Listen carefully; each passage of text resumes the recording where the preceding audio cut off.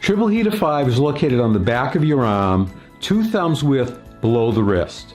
At the back of your left hand, locate the end of your arm bones.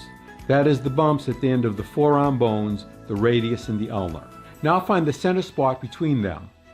Next, move up the arm the width of 2 thumbs.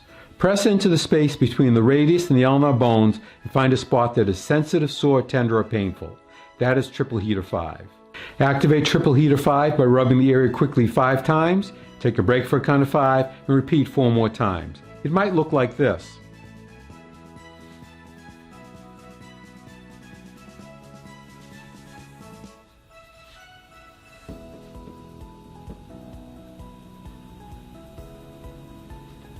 Or if you have a Tei Shin, it might look like this.